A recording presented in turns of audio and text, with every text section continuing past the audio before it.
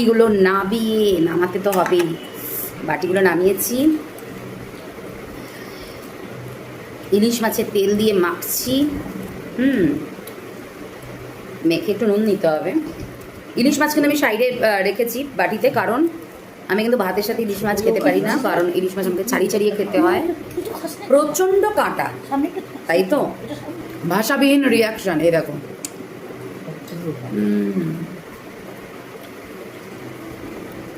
তেল দিয়ে খাওয়া হয়ে গেছে। এবার এই যে কচু শাক, আমি কিন্তু মামুনি এতটা খাবো না, অসম্ভব, এতটা খাওয়া যাবেই না। এবার একটু কচু শাক নিই। কচু শাক কিন্তু ইলিশ মাছের মাথা দিয়ে যারা খায় না তারা কিন্তু ছোলা দিয়ে করে, বলো। আমাদের যেহেতু ইলিশ মাছের মাথা দিয়ে আজকে হয়েছে, তাই আর ছোলা দিতে পারেনি মামুনি। একবার তুমি বানিয়েছিলে না ছোলা দিয়ে, খেয়ে দেখি।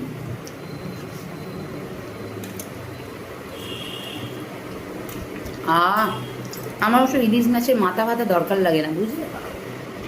কচু শাক খাওয়া হলো আর কি। এবার আমি ভাতের মধ্যে লেবু নেব, ঠিক আছে। কেন নেব?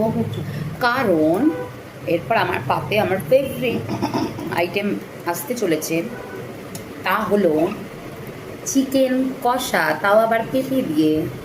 ভাবতে পারছো, পেঁপে দিয়ে কষা? আহারে ট্যাংটা আমার পাতে আয়।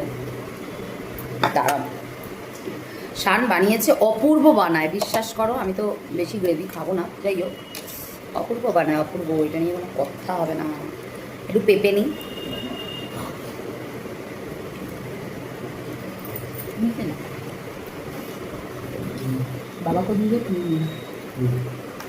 টক টক লেবু মেখেছি, আর চিকেনের ট্যাংটা এম ধরে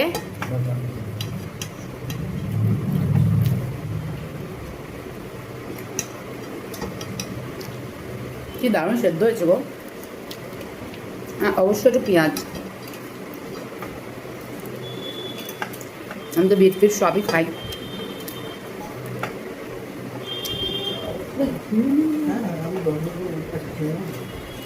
চলো এবার খেয়ে নিই।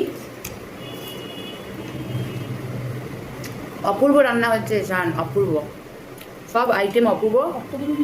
আর লাস্টে আমি দইটা খাবো, ঠিক আছে। চলো টাটা। তোমাদের আজ লাঞ্চ কী কী হচ্ছে, রবিবারের স্পেশাল লাঞ্চ কার কী হয়েছে কমেন্ট সেকশনে জানিও। আর তোমাদের অনেক অনেক ভালোবাসা পাচ্ছি, তার জন্য অনেক কৃতজ্ঞ আমি। চলো টাটা, ভালো থেকো সবাই।